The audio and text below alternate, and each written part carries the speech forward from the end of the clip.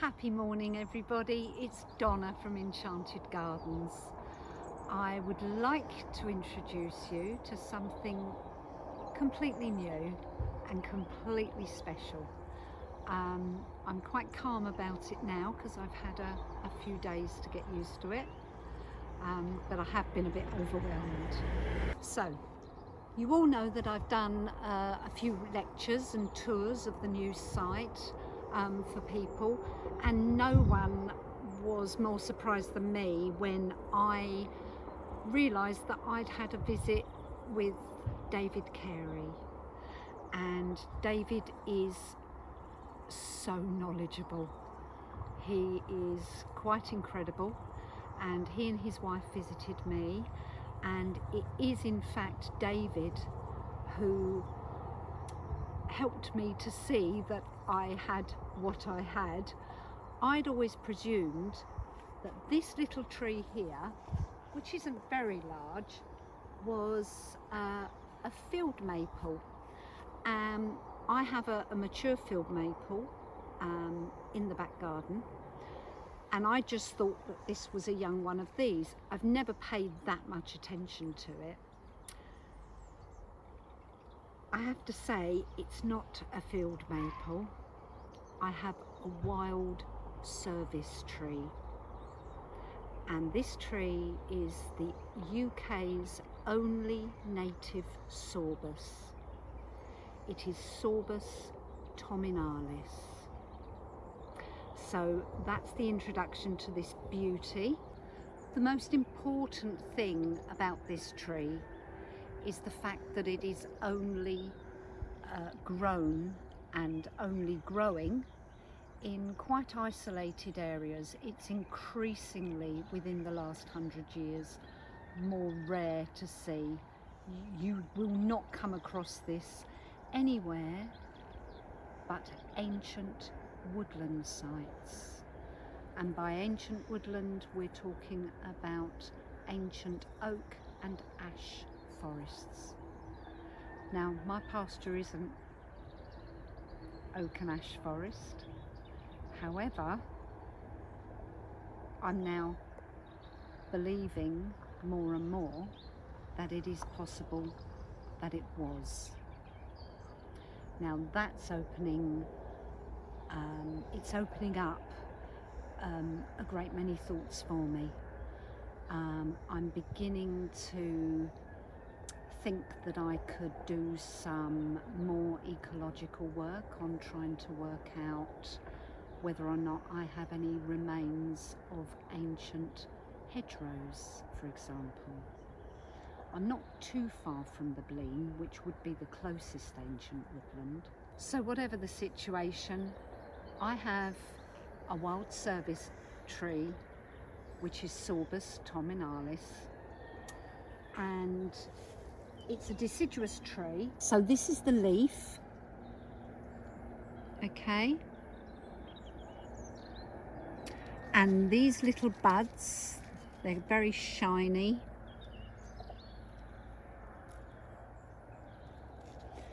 They get to about 25 feet, 25 meters, so it's not a small tree, and it is deciduous. And the main thing I would like to show you is if we can pull a branch down. So let's have a look at what is called, this is the seed, and these are called checkers. They are just beautiful and fabulous. Now, the wild service tree is hermaphrodite, which means it is both male and female, and this is what it produces. From a wildlife perspective, it's very good for wildlife, albeit very rare for wildlife. Apparently wood pigeons will ingest the checkers, which will make them easier to propagate. So before these checkers are formed, This is a spring flowering tree which is pollinated by insects. So each flower does contain nectar. I really can't honestly say that I noticed the flowers. I just didn't in the spring. But this area has been very overgrown before I started to care for it. As you could see, the reason I haven't been able to pay too much attention is because I have a wild briar, which is now a dog rose that's putting out its lovely hips. And also, it seems to be surrounded by hawthorn. Now, I do need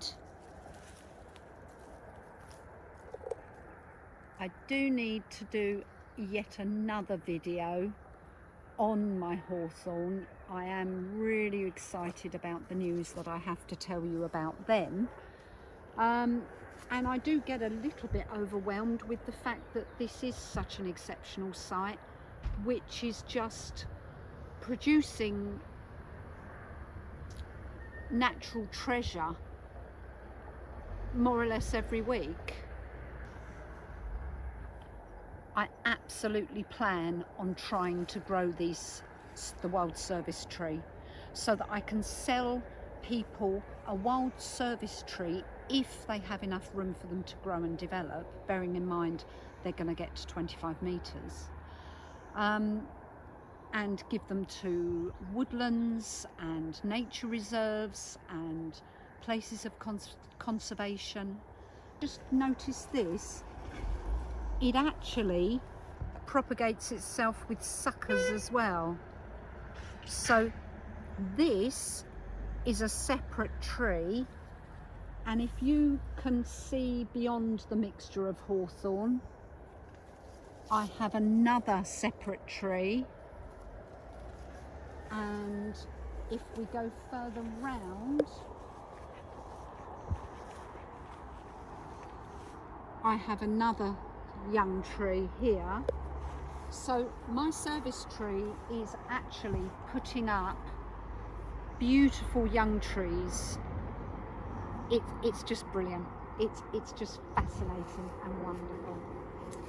I was going to try and remove the hawthorn, but David seemed to think that because my hawthorn is quite special in itself, possibly the remnants of an unseen so far hybrid, I'm best to leave this. So they seem to be getting along right now, so I'm going to continue to let the tree grow in the environment it's chosen, in the way that it's chosen, and just see what happens. I have another youngster here. I'm not going to be too tidy, as I never am, but I am going to ensure that the seedling trees are clear of grass and other plants that are going to come in, and I may make an attempt to dig one up to see if I can keep it in a pot, to see what the root system's like. And I'm also going to experiment with the checkers. I've an idea they have to be eaten by a pigeon in order to be able to be propagated, in order to germinate. I'm not sure if that means they have to go through a hard frost and a winter to make it possible that they germinate.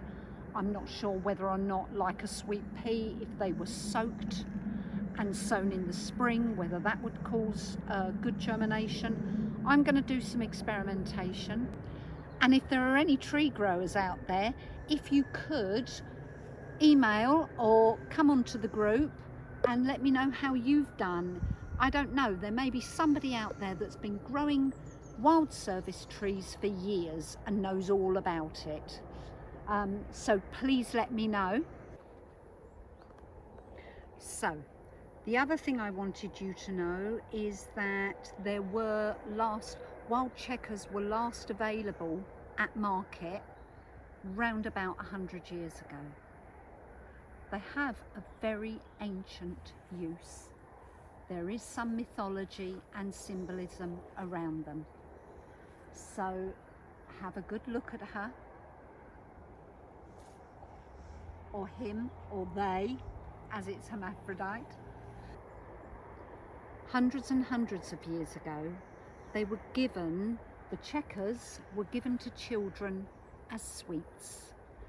Thought to have tasted similar to dates, and the checkers were used in making alcoholic drinks, which is why we have so many pubs called the Checkers. I thought it could be a medieval game that was played with the seed pods, but it turns out it was used to make alcoholic drinks, and that's the symbolism of them. So we could be talking about the only tree for a great many miles from my land. It is special, it is incredibly rare, and I'm just so proud.